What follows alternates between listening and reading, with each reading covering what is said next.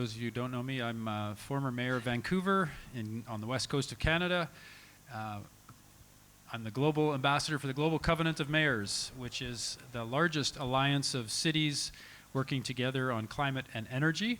I also am now the special envoy for Cities and CHAMP, the CHAMP initiative that arose out of COP28 in Dubai.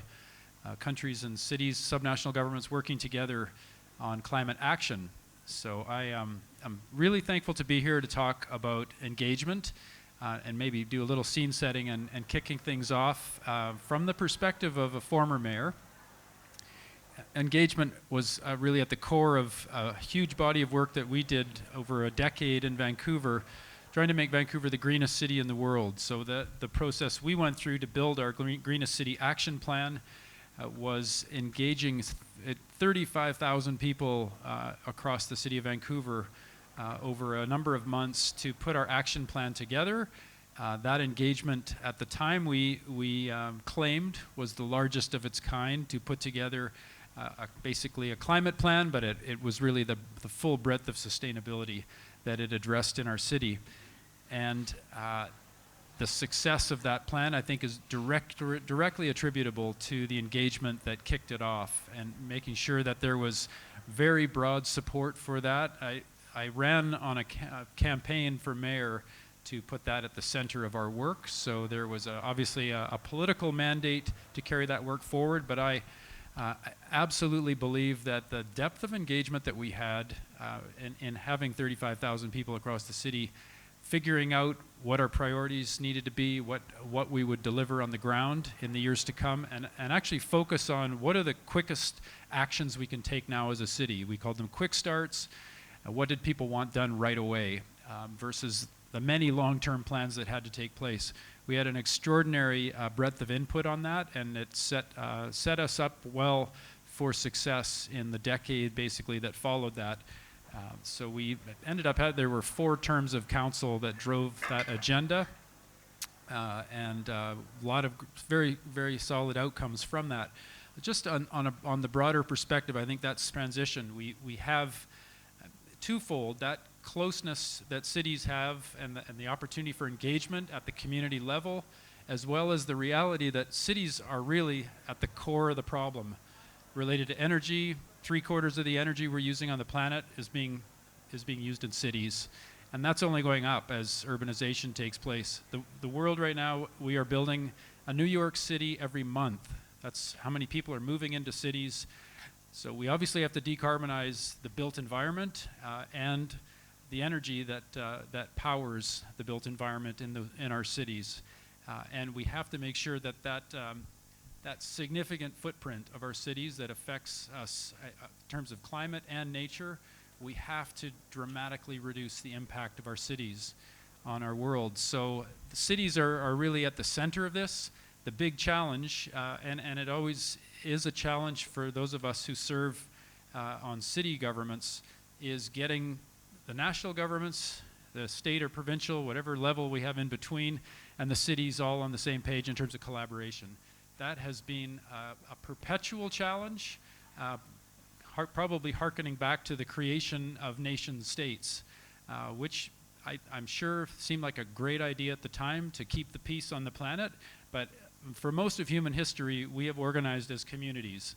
And that built up thousands of years ago into city scale, where you don't know everybody in your community. You live in effect, a small nation state that's in one geographic area, but that has shifted in recent generations with nation states rising, and I don't think we've got the structures or the mechanics right in terms of how the nations that collect the majority of our tax dollars and that operate at a kind of global geopolitical level, how that connects to the work that has to happen and the engagement that has to happen at the community level. So we've got our work cut out for us. We have an incredible, distinguished group of experts that's going to be up here and share far more wise gleanings than I'm able to share. But I wanted to start things off with just that important role that cities play, the important opportunity that we have in front of us with the CHAMP initiative, which if you haven't heard about it, who's heard of the CHAMP initiative? It's a good litmus test. Not many. Okay. CHAMP stands, and bear with me for a moment here. CHAMP stands for the Coalition for High Ambition Multi-Level Partnerships. If you can, that's a typical, I think, UN tag. An acronym, but the acronym is great. Don't worry about the rest of the name. It's all about partnerships to deliver on climate action and partnerships between all levels of government. So we are really focused on that multi-level approach now. 74 countries signed the CHAMP pledge in Dubai at the COP28 last year, which was fantastic, far beyond any expectations, but it creates this opportunity and a real challenge for us to engage with all those 74 countries to get the next 74, frankly, or more on the same platform, partnering with subnational governments, cities, states, and regions to deliver on climate. And that first piece is right in front of us with our national climate plans. Those are due next year. They're 5-year plans that have to be turned in to be compliant with everybody's support for the Paris Agreement. Part of the Paris Agreement is you got to have 5-year plans. Every country is doing that. We're saying this critical next step right now as the CHAMP initiative rolls out is engaging, same topic that we're talking about today, the national governments engaging our cities, states, and regions in building their national climate plans, or NDCs is the code language for those. So there's a really fantastic engagement opportunity. It's a huge opportunity for countries to take credit and integrate the work that's already happening in cities. Because frankly, my work went back to 2008. We built a climate plan, we built an adaptation plan, we built a 100% renewable strategy. We did all that work over the course of a decade. That doesn't factor into Canada's National Climate Plan, or NDCs. There are about almost 3/4 of the plans that were on the table over this last 5-year span had very weak urban content. And we need to have strong urban content. We need to recognize cities can deliver. They can be leveraged for all the work that's happening on the ground. So we see this as a big opportunity right now for countries to engage with cities, states, and regions on the CHAMP initiative. And more importantly, ultimately than that engagement will be the implementation and the financing to get the job done, to actually get climate action effectively rolled out on the ground in communities, connecting the dots from all this engagement to successful outcomes. And energy is obviously at the absolute core of that. So that goes without saying. That's why we're all here. I would just close by saying anything you can do among your governments, your national governments, if they're not part of the CHAMP initiative, I encourage you to lobby hard, get them to join the CHAMP initiative. If they are part of it, we got to keep the pressure on countries to walk the talk. We're having great contact now with the Brazilian government here, our hosts. A big thanks to anyone here from the Brazilian government who are definitely walking the talk in terms of collaboration and partnership with all levels of government. There's great examples happening here on the ground. The Green and Resilient Cities program is rolling out right now, which is a wonderful opportunity to implement on climate and really demonstrate that multi-level engagement.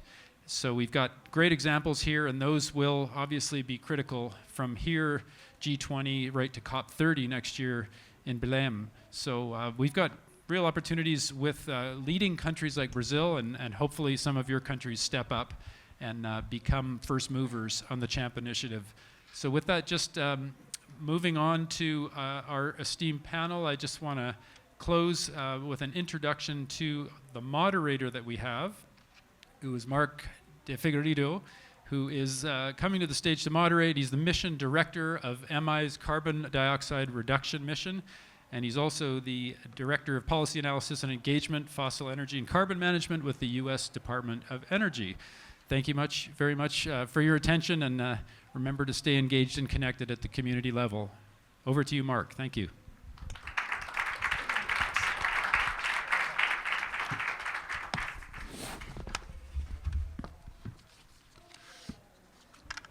Thank you, Gregor. I am so excited to moderate this panel of absolute thought leaders from international organizations, from youth and community leadership, and from industry. And so I'm going to introduce each of the panelists. I'll ask you to join me on stage.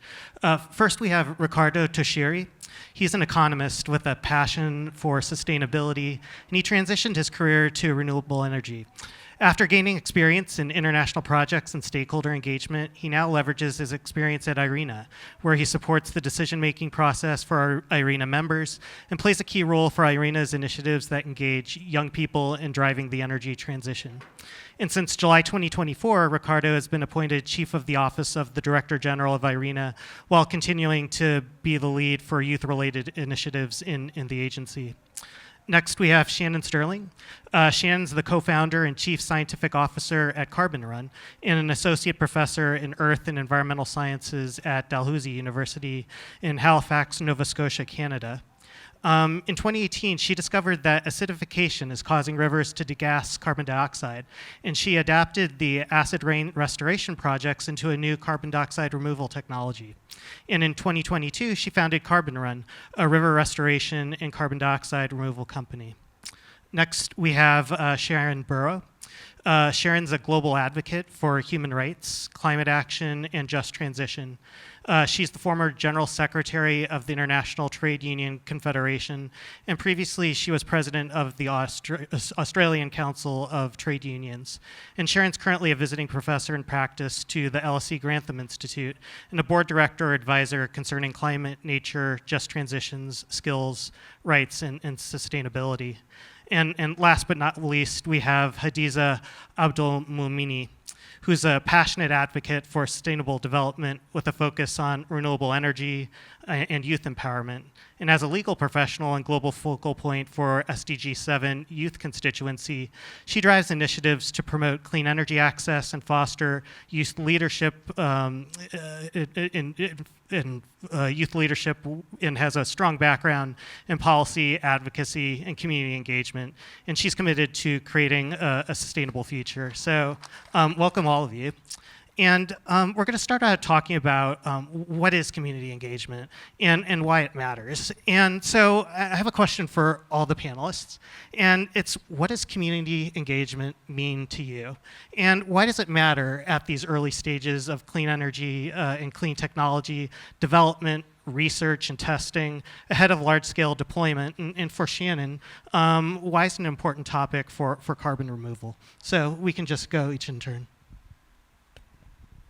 Okay, well, community engagement for us, so from the context of a carbon dioxide removal project developer who works in rivers, which are at the center of communities, it is a process that lasts throughout the lifetime of a project, which for carbon dioxide removal is a long time, that is working collaboratively with groups of affected people to protect community interests and to increase the beneficial impacts to the community. So that's how I would define it. And do you want me to continue on to the importance for CDR? Yeah, please. Okay, so CDR is often unfamiliar to communities, and so there's a heightened need to build trust and acceptance for the reasons of for the projects can be delayed or interrupted if there's protests, such as we saw for the ocean alkalinity enhancement trials in Cornwall. So that's for the viability of the project, but also for the ethical responsibility. If we're scaling these technologies, and they're going to have impacts on the environment and the societies where the people live, and so we have an ethical responsibility as carbon dioxide removal developers for effective community engagement. Thank you, Mark, for the question, and it's a pleasure being here with all of you. Well, when I think about community engagement, actually we can start from this room. This is a community engagement. We are creating a community where we are sharing some specific messages on what we are doing in terms of our work, and also, of course, on how to achieve energy transition, sustainable goals, and climate change goals as well.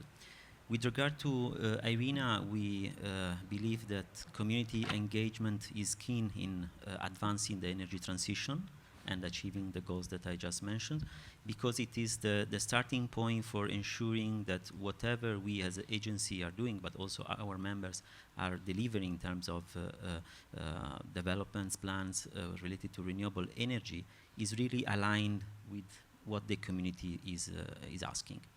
If we relate to the clean technology development and deployment, this is even much more important, because from the community, from the engagement and engaging the community, we as agency, but also the different stakeholders we engage with, can really understand which direction we should take in order to achieve specific goals on climate change, but at the same time also ensure that these goals are not only related to something that is short term, but much more importantly long term. Therefore, just to provide a message, when we think about community engagement and inclusive and equitable energy transition, we should understand that this kind of engagement is really the foundation of what we are going to achieve in the coming years and decades.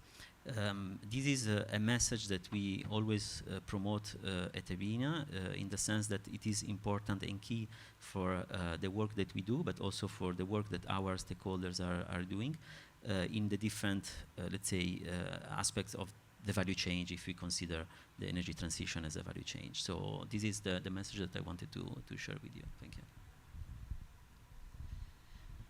Thank you. Well, I think if we asked even this room what community engagement was, you'd probably get, 10 different definitions, maybe more, and probably the same number or more of examples.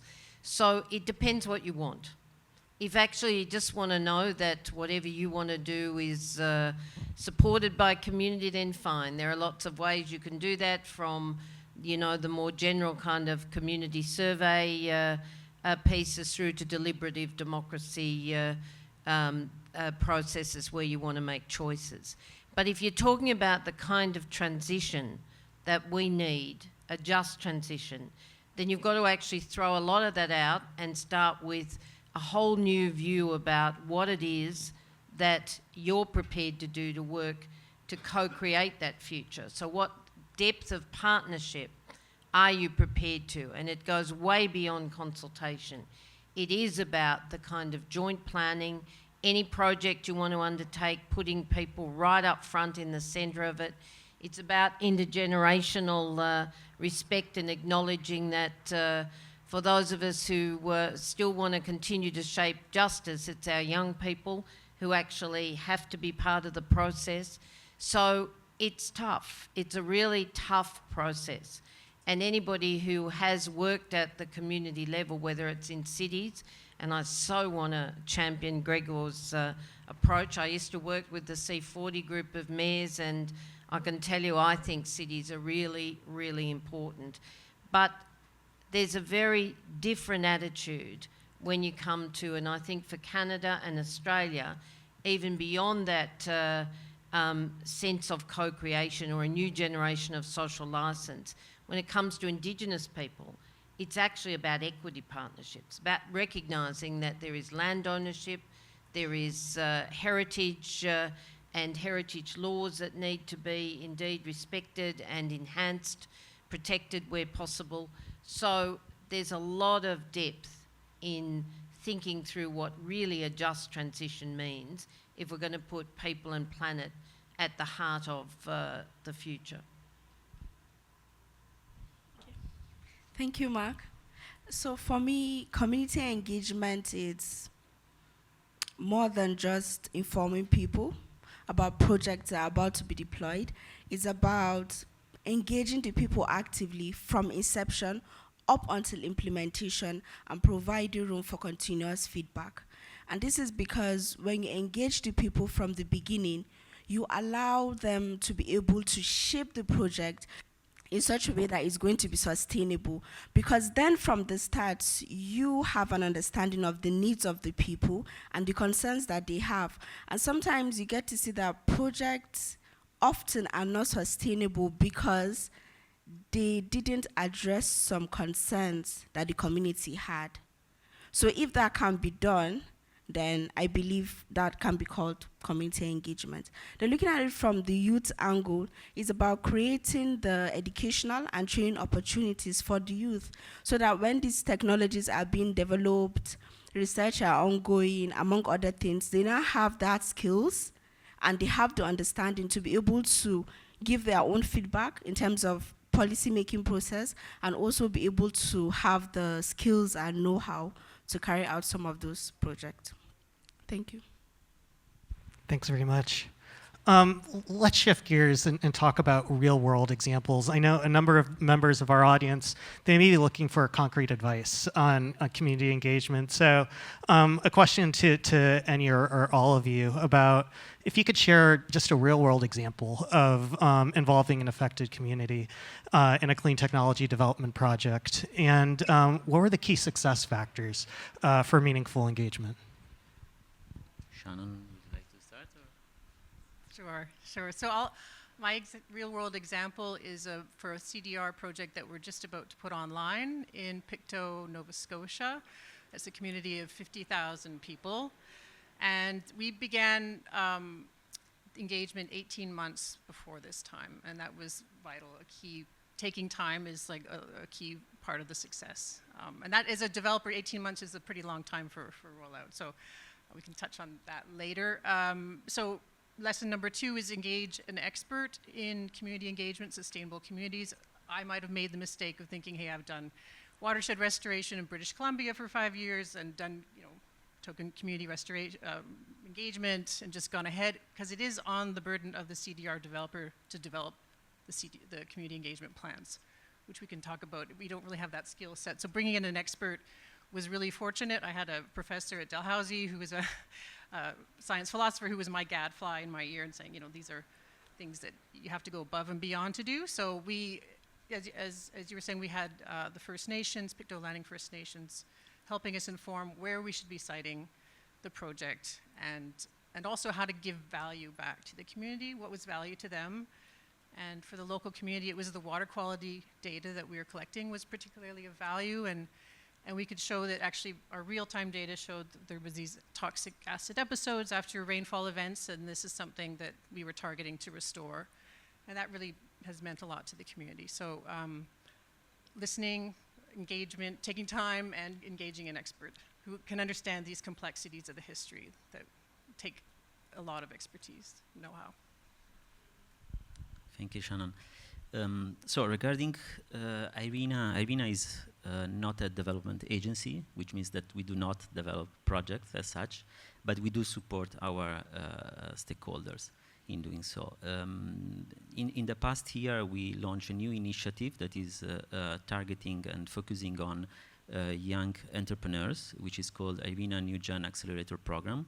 As part of this initiative, we supported startups in scaling up their businesses or even moving from ideas to concrete projects. And one of these is a startup that is based in Ethiopia. It's Hulu Solar, which was part of our New Gen Accelerator program and has the main objective to provide energy, solar energy, to unserved communities. But in order to do so, we helped this young entrepreneur in understanding also which kind of different needs each community of this, as part of these unserved communities had, in order to really understand which kind of also use of the solar power each community was going to make, and also which kind of technological, let's say, aspect needed to be considered in order to ensure that the solutions provided would have been aligned with the specific requests.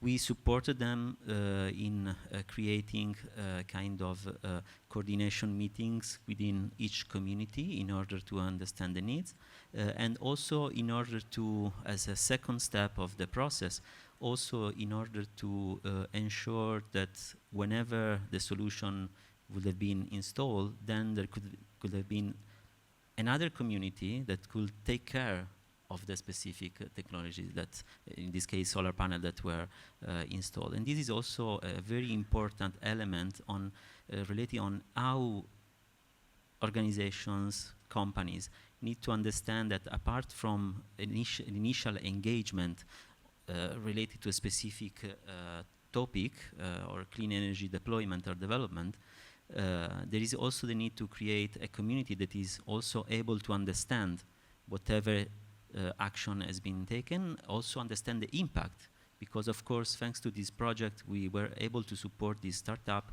in ensuring that young people are able to now study also during the night and have also, let's say, a kind of exposure to the external world thanks to telephone, mobile phones, laptops, and so on.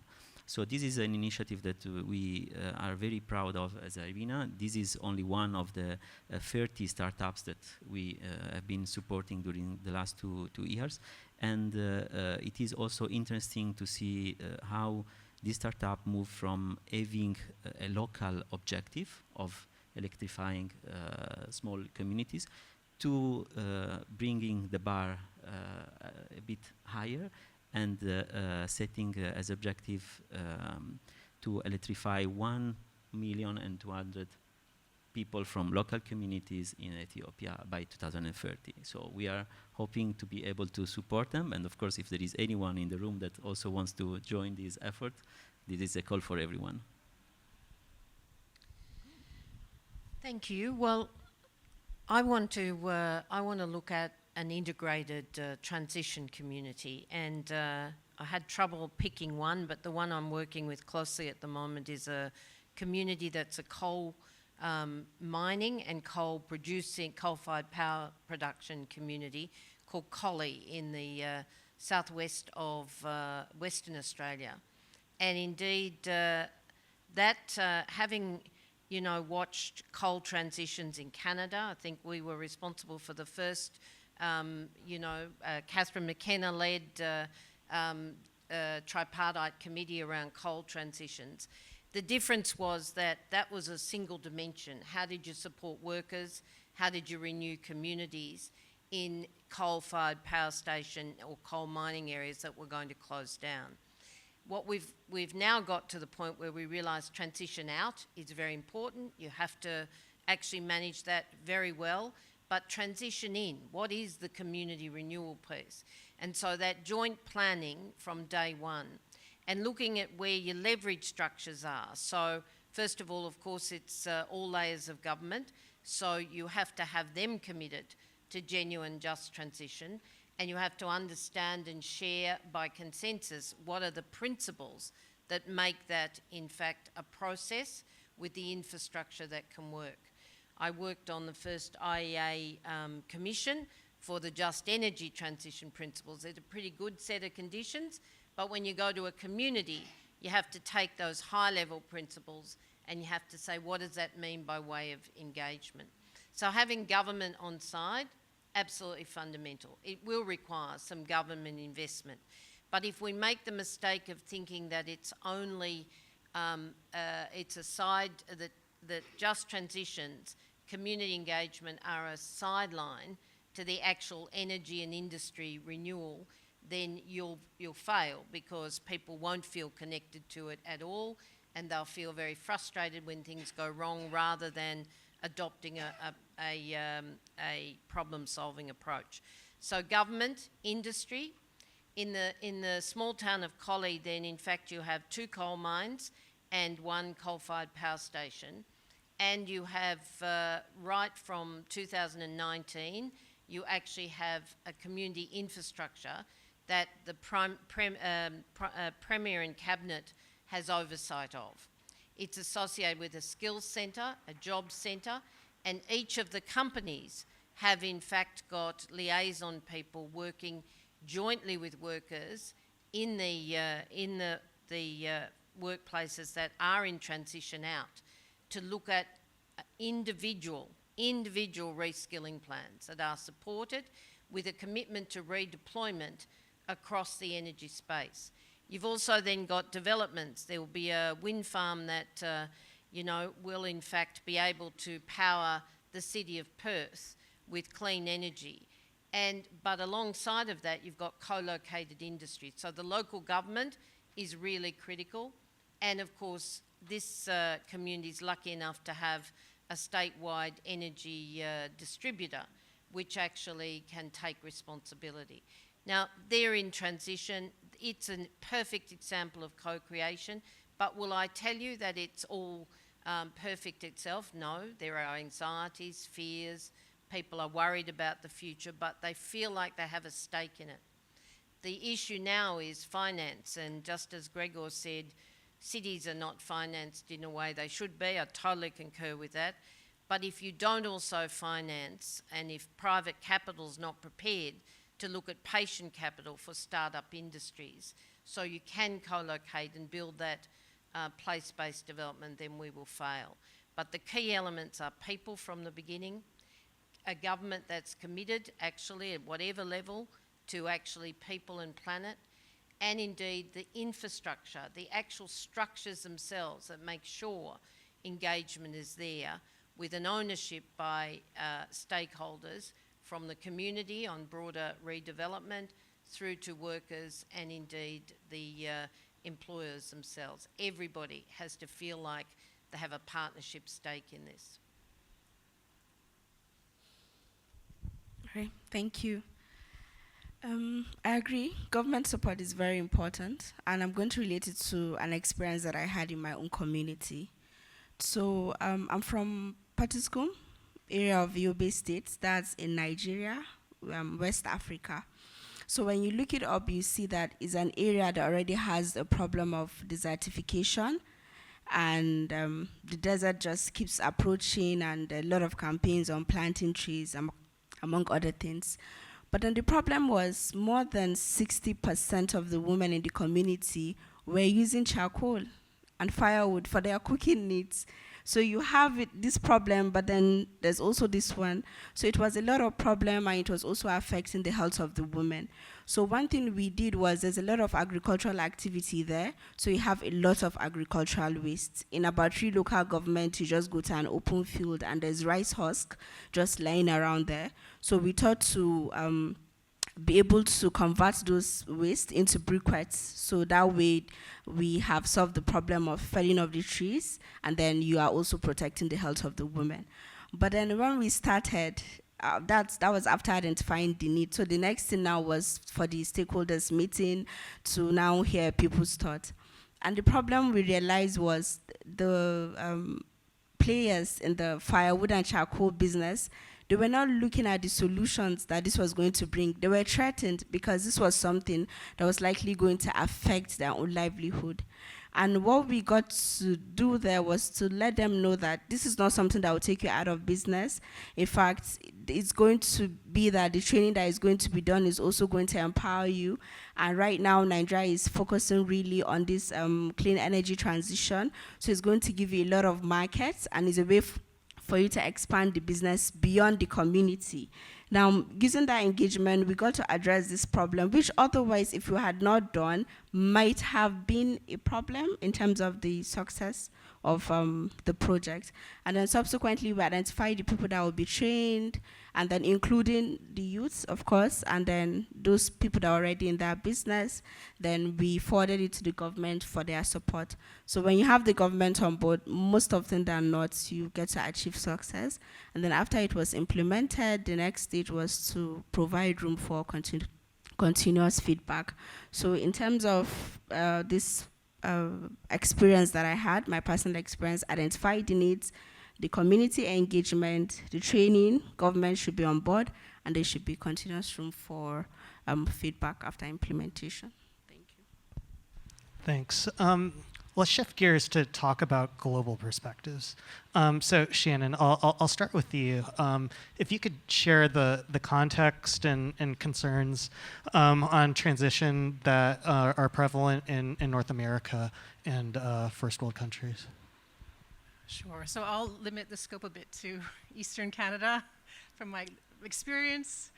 So one thing that was really striking to us was the hope of the communities and the receptiveness to our CDR projects. And one key part of that was that we were bringing in money from Stripe, Alphabet, Shopify into their communities that was coming outside. It wasn't tax dollars, and that was always the first question. Is this another tax dollar thing you're using to build? And it wasn't, and so that built a lot of excitement, and maybe that's particular to North America, I'm not sure, but and then I wanted to talk about the First Nations context, and I cannot speak for them, but I can speak to my learnings of where we could have made big mistakes in engaging with First Nations, because you're doing this on a budget, you're trying to get to $100 a ton limit, but taking time to understand the history. So we learned that it's not just the local First Nations community that we need to engage, but because of the history of relocation of the communities, we needed to engage all 13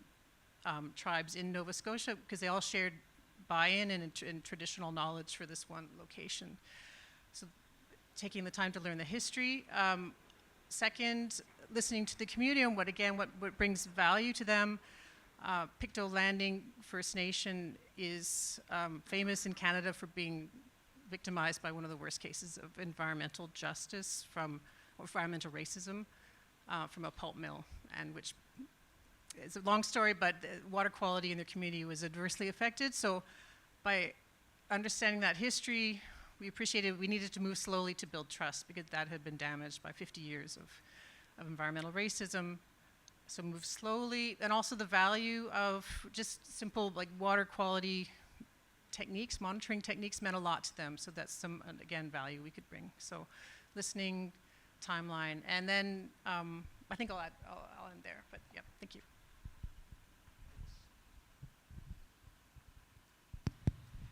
A question for Sharan. You've been a leading labor advocate in shaping a just transition. What role can labor movements play in supporting meaningful engagement and representing interests of both workers as well as their communities? So the labour movement fought for more than 15 years before we actually delivered just transition in the Paris Climate Agreement. And the history to that is that most transitions, industrial transitions, have been very unjust. They have been siloed. It has been about industry moving on. That's a fairly normal phenomena, or technology moving on, but without any care or concern for workers, for communities, and what's left behind. So in order to get past that fear and resistance, you had to frame something that was very different, and it was about people, basically, because that was the only way we could actually move people to actually come to that campaign. But having achieved that, the worst day of my life was the next day, because there were great celebrations, but then I woke up and thought, oh my God, we have to do it now. How the hell do you do this on a global scale?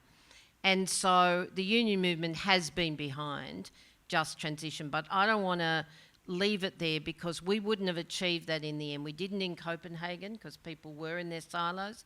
We would not have achieved it without alliances, and that meant community, human rights group, progressive business, key areas of government who were committed to workers and their communities. And indeed, we also achieved something else in alliance at that Paris Agreement, and that was the preamble that people often forget, the clause about human rights. So a just transition can't be built on the basis of where, and Shannon's outlined that perfectly, any community's rights are in fact overridden. But it has to go further than that. And if you go to COP 28, then in fact there was a reaffirmation by governments as a commitment to just transition with a much broader framework. Labour is certainly there, but so too are communities and young people and you know, all members of communities right from local to national. And the CHAMPS initiative that Gregor was talking about is fundamental, because if in the NDCs next year we don't see, in fact, all levels of government, and we don't see a commitment to where just transition fits into that, because the mistakes we've made have been initially to think you did this on the side. It has to be up front and centre, priced in, planned with every climate project in a broader community development planning framework. That requires all levels of government. And it also requires us to understand where the leverage points are, because if you're going to effect a just transition for a small town, you need offtake agreements from city procurement. If cities are actually the catalyst for demand and supply in large part, then they're going to keep hinterland towns afloat, whether it's energy or industry, Could be in your own country or could be internationally. So those procurement principles that come with that. So when we get down to it, none of these things, I would argue, would ever have come to people's consciousness if it hadn't come from the disaffection of Labor. But you can also see a disaffection and, you know, a despair, you know, a kind of sense of, well, the breakdown in trust for peoples across the place. So at the local level, Collie wouldn't have been possible without the activism of the unions to bring everybody together. At the global level, at the national level, institutions are really important. So the Scottish Just Transition Commission, the Australian, the New Energy Authority, the Net Zero Energy Authority, the German institutions, you know, go around the countries, and you can see where people have built institutional dialogue at all levels, then you've got a better chance of success. Thanks. A question for Hadiza and Ricardo, and I think this is going to be the last question of our panel. We've seen how clean energy and clean technology development in the Global South, it's enabled opportunities for communities to lead and contribute to climate solutions. And it's flipped some common narratives about these areas being just victims of climate change. And so in your research, in your experience, how have nations in the Global South, how are they encouraging the clean technology sector to engage with local communities? Okay. So I'll give an example from the recent discussions we had at the Constituency. And the beauty of the Constituency is that we have members from all over the world. So I'll just pick up an example from some countries that are in the Global South. So it's true that the government are increasingly realizing the role that the community plays, the important role that the community plays in ensuring a just, fair, and sustainable transition. So in Comoros, for example, there were a lot of rural areas that didn't have access to electricity. So the community came together on their own, a youth-led initiative, and they wanted to bring about an alternative that's to rely on solar primarily. So when they started, some of the challenges they had was, number one, there was no capacity. They didn't even have the technical know-how. And number two, the cost of importing the technology itself was too expensive. So to be able to achieve this, they got some help from international organizations. And then how the government helped was they reduced the task, that's the, pardon me if I'm not pronouncing it right, the TAX, they reduced it so that the cost of importing the technology now for the project was cheaper. And that influenced the project, and they had a lot of electricity now. They focused on public areas, schools, hospitals, and then the street lights, so everywhere is not dark at night. Then secondly, Nigeria, let me give an example from my own country. There's a lot of focus by the government now. They've enacted the Climate Change Act of 2021, and it has pushed a lot of states to do more. So we have the Rural Electrification Agency. It's also encouraging and supporting a lot of community-led projects so that you now have those rural areas that otherwise don't even have electricity, having more electricity now.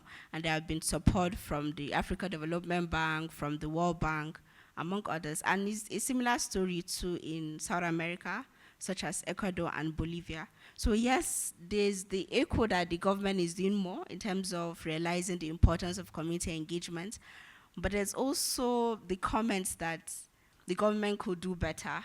It's good that they are realizing it now, yes, but they can do better in terms of really engaging the people and empowering the youths of the community so that it's not always international companies that are coming in to do the projects and then they go. And so the youths in the community should also be trained, skilled, so that when problems happen with the project, they also have manpower to be able to resolve it, and they can always expand it within the community. Thank you. Thank you, Mark, for this question. I can only second what Hadiza just mentioned, in the sense that we do see that governments, countries, and also the civil society from the global south is actively engaged in engaging communities. And maybe this is also because of their, let's say, social structure as of today. I come from a small town in Sardinia, Italy, and we are kind of part of the Western countries, developed countries. And when I go and speak with young people in particular from different regions, but from the global south in particular, I do see that local communities are much stronger than what I have in my town. Maybe in your countries is different, but this is the example that I always bring.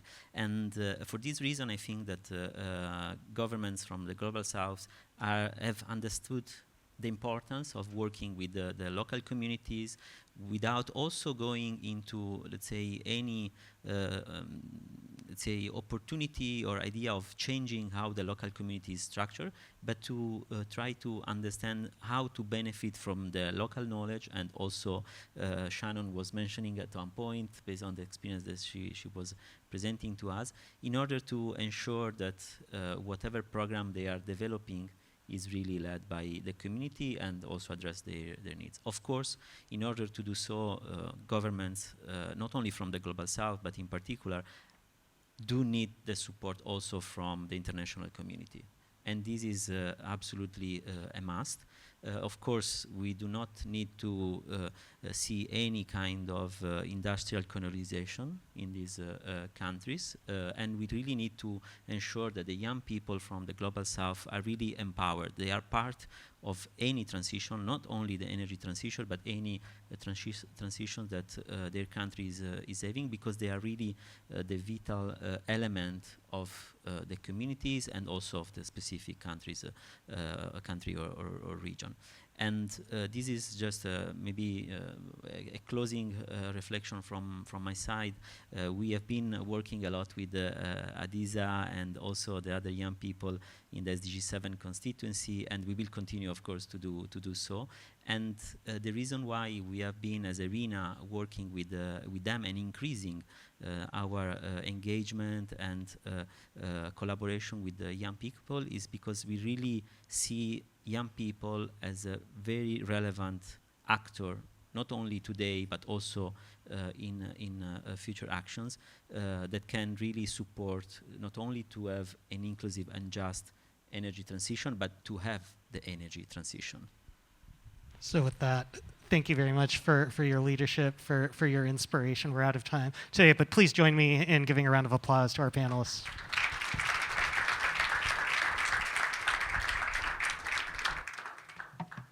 And with that, I'm going to turn the podium over to Rosalinda van der Waals for the next portion of our session.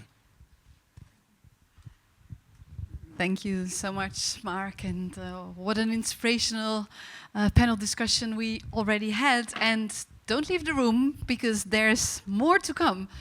This is just for the ones who try to sneak out. Please hold the door. No, I'm joking.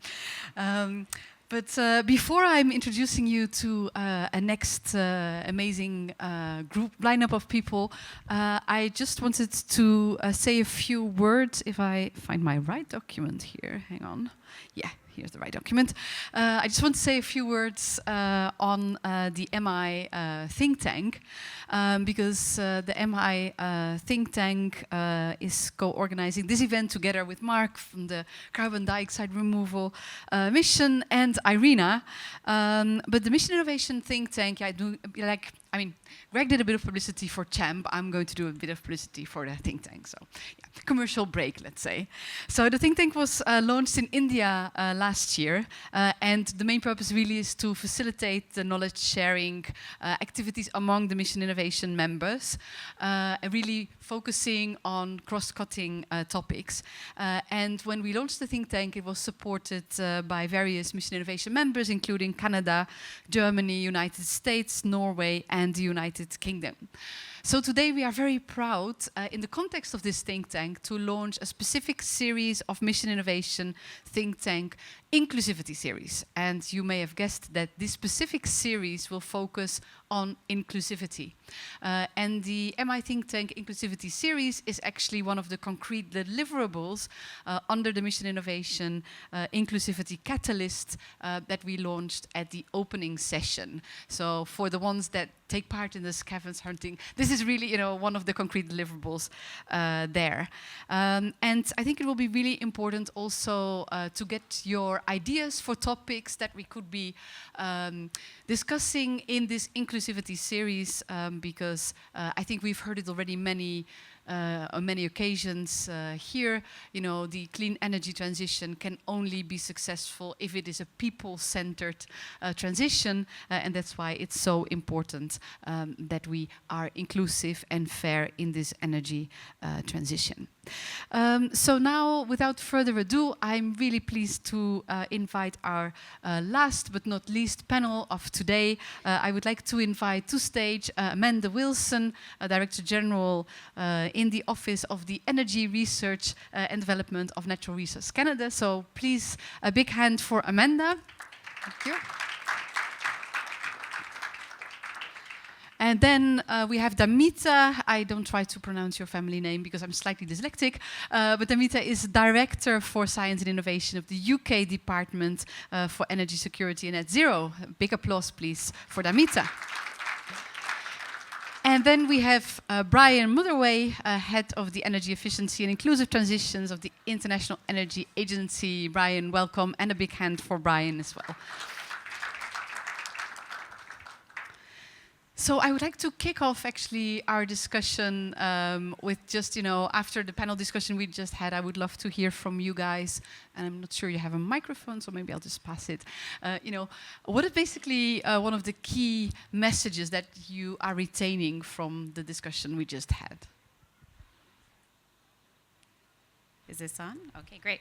Well, first of all, let me thank the panelists for an amazing discussion. I may have texted Patrick, who helped organize this event, and said this is the best event I've been at so far through the 2 days, and I've been to many great events.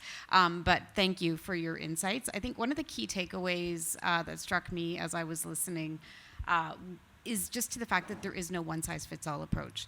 That it's really, really important that if you want to incorporate diversity and inclusivity into whatever it is you're doing, if it's a program, if it's an initiative, if it's a think tank, it's really important to think critically about what is it that you're trying to achieve, who's the constituency that you're trying to engage, and what is it that's going to not just serve your goals, but actually help to advance the goals that that collectively the implicated parties might want to advance. So I think just be thoughtful was my key takeaway. Thank you. Thank you. Damita? Thank you, Rosalind and Amanda. Yes, great session, lots of insights. My main takeaway is that the spectrum of community engagement definitions there could be is quite well and true. But the thing I was thinking about after that event or throughout that event is that we can plan as much as we want. We can have the best strategies to engage and have all the inputs towards engagement. What matters at the end is the result of that.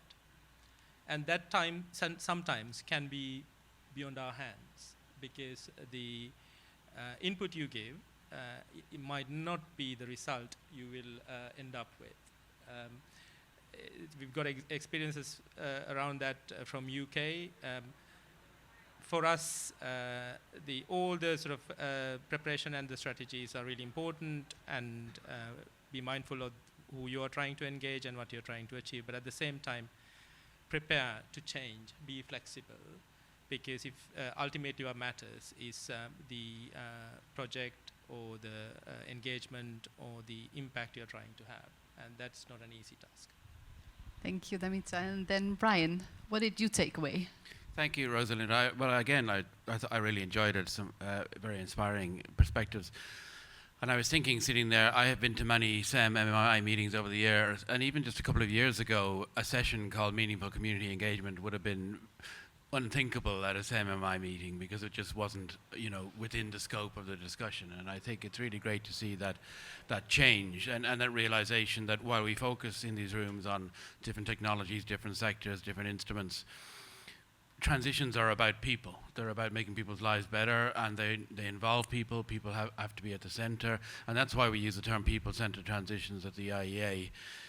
But when I think about what I heard in some of the examples and taking the title of our session, Meaningful Community Engagement, seriously, taking meaningful seriously, taking people-centered seriously is not just a little layer on top of what we're doing anywhere. It's quite a fundamental rethink. And I wouldn't underestimate the challenge for the way we do governments of cities, of countries, of these kind of issues to really retool them towards a people-centered and a meaningful community engagement lens. I think we have plenty of challenges ahead of us. So it's great to hear the real examples of how it can work on the ground. Thank you very much. And since you're holding the mic and you actually already, I think it's really interesting you said, a few years ago this was basically unthinkable. So I would love to have a follow-up question, because we're now launching this Mission Innovation Think Tank Inclusivity series. So what are your hopes and expectations, maybe some ideas for future topics? So I do think, first of all, it's great to see the series being launched and we're looking forward to engaging with it. I think the last few years have been really important in a positive way for pushing this thinking about transitions as a people-centered project. We launched our first global commission on people-centered clean energy transitions. Sharan was a key member in 2021, I think it was. And before that, this wasn't a focus of our conversations with energy decision makers, with energy ministers. But I think it really moved the needle in terms of getting an understanding of the importance of these issues, but also understanding what it really means. And so this week, we're very pleased to have the first meeting of our second global commission on people-centered transitions is meeting on Friday, literally directly before the G20 energy ministers meeting, because it's a direct input into that discussion. And it's a great signal from the Brazilian leadership, who's chairing G20 and also co-chairing the Global Commission, that this is a people-centered project at the heart. So I think we have a much better understanding now of how to put people at the center. And I think the kind of questions that you put up on your slide, Rosalinda, around what we mean by inclusivity, what we mean by community engagement, what we mean by fairness in clean energy transitions, we really need to explore those questions together. Excellent, thank you so much. Let's have the same question for Damita. So your hopes and expectations for the MI Inclusivity Series Think Tank. My hopes would be that we'd use the Inclusivity Series to learn from each other. And it is fundamentally driven by the diversity question that we talked about in terms of engagement and the solutions that we need. And you can't exhaust it. There is no set solution. But at the same time, the more we talk to each other and learn from each other, and probably different groups who are attempting to do similar things might not make the same mistake. So I am hoping that we can engage, provide case studies, and then share across widely so that we can quickly, rapidly advance what we want to achieve. Thank you. Amanda? Yeah, well, I mean, just adding to what Damita said, would really hope for broad-based input from membership and partner organizations and individuals to bring forth ideas for discussion. And I really do hope that what we can foster is a discussion. I think part of it is sharing what we are doing or what we're looking to do and learning or learning from others.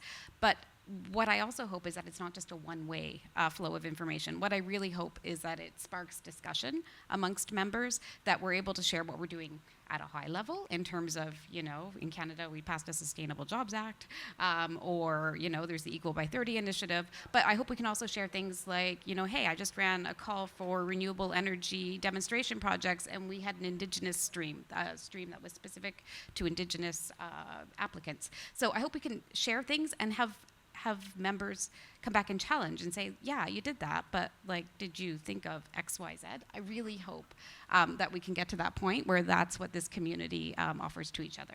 Thanks. Wonderful. Thank you all for your sharing your hopes and expectations. I think this is definitely helpful for the further shaping up of the Inclusivity series. So that's wonderful.